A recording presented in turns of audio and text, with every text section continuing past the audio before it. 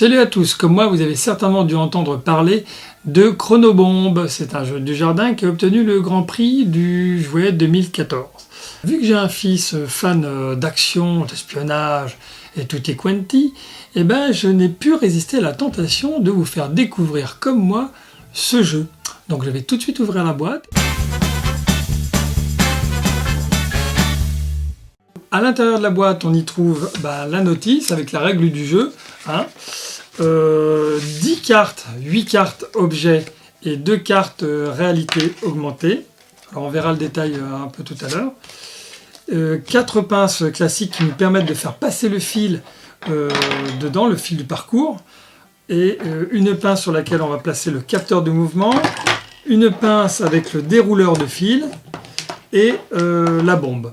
Voilà, donc j'ai écarté tout ça, excusez-moi pour le bruit, et je vais vous montrer déjà comment on branche la bombe. Alors il suffit de prendre le capteur de mouvement, de le mettre sur son socle, et le petit fil de la bombe, le placer comme ça à l'arrière. Toc, et pif, voilà, c'est branché. Alors la bombe derrière, il y a un petit bouton, et il y a 2 positions de jeu. Donc la position single, simple en fait, qui permet de faire un parcours, et le joueur qui s'engage dans ce parcours, chaque fois qu'il touchera le fil, ça sonnera. Donc un mode de jeu simple si on peut dire. Et il y a le deuxième mode de jeu, pif, chrono, où là on va déterminer, en appuyant sur les boutons là, la durée pendant laquelle le joueur devra faire son parcours avant de désamorcer la bombe. Voilà. Bon, là, je ne peux pas l'arrêter. Pif, bon. Excusez-moi, je l'arrête là parce que sinon vous ne m'entendrez pas. On verra la démonstration tout à l'heure avec mon fils Fantin dans sa chambre.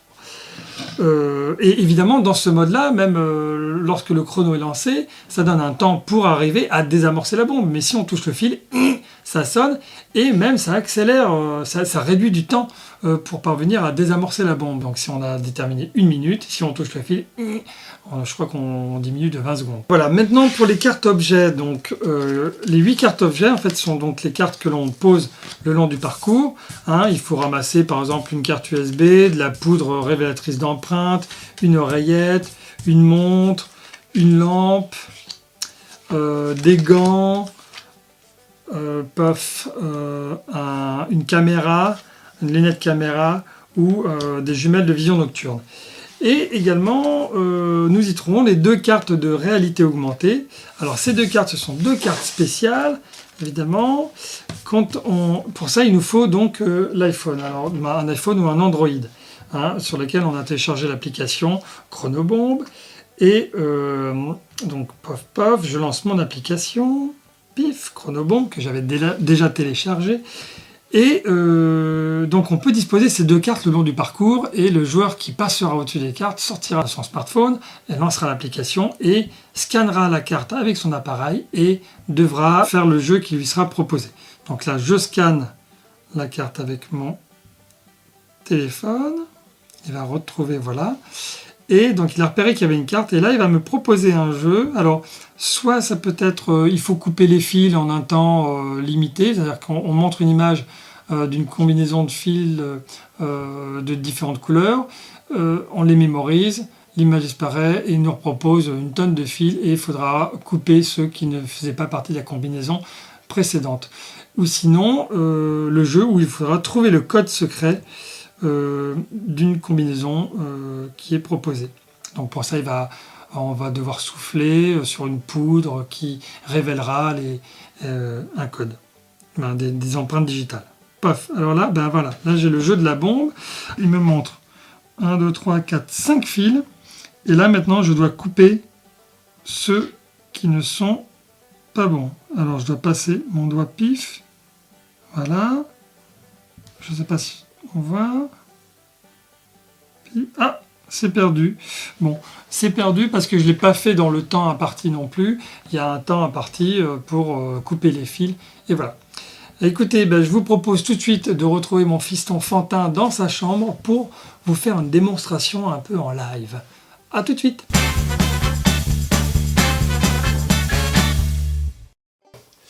Alors me revoici donc en compagnie de Fantin mon petit garçon, pardon, mon grand garçon, qui a bientôt 6 ans. Je le rappelle, le jeu est normalement prévu pour les 7 ans et plus, mais Fantin est déjà capable d'installer un parcours, un premier parcours. Donc c'est déjà pas mal et on va le voir tout de suite, puisqu'on va faire la démonstration ensemble. Pendant que Fantin va installer le parcours, moi je vais installer la bombe. Allez hop, c'est parti. Donc, clac, clac, clac. J'installe la bombe donc à l'opposé du démarrage du parcours. Dans quel sens c'est là? Oui, c'est là. Puis le capteur de mouvement juste à côté de la bombe. Je l'ai mis à l'envers. Je le branche. Clac. Et voilà. Bon, je pars. C'est bon pour toi? Oui, moi c'est bon. Ok. Là, c'est un truc qui est comme ça. Voilà. Et donc tu pars de là. Moi je tiens le fil pendant ce temps-là éventuellement. On n'est pas obligé. Bravo. Attention, il ne faut pas tirer, il faut qu'il y ait toujours du mou. Hein. Attention, il ne faut pas que ça bloque. Pendant que tu le déroules. Toc. Attention, ça accroche. Tu vas? Où tu vas? Dans mon cœur là-bas? Tu as installé d'autres pinces là-bas?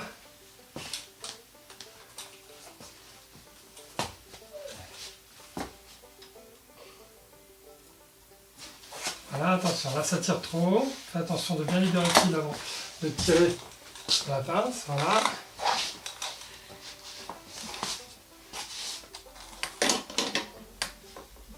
Voici, donc le parcours est installé, Fantin vient de le terminer. Moi aussi, la bombe est prête à fonctionner. On va commencer tout de suite par le mode simple. Fantin va faire le parcours en mode simple. Dès qu'il touche un fil, normalement ça doit faire... Je lance la bombe, tac, je l'allume. J'appuie sur le start là, ici. Et c'est parti, Fantin, à toi. Donc alors, encore sa difficulté, on dit qu'il a le droit d'enjamber une fois, qu'il passe en dessous. Après, il repasse par-dessus le fil. Ah, c'est pas grave. Ah. Voilà, il a touché. Ok. Et hop, il désamorce.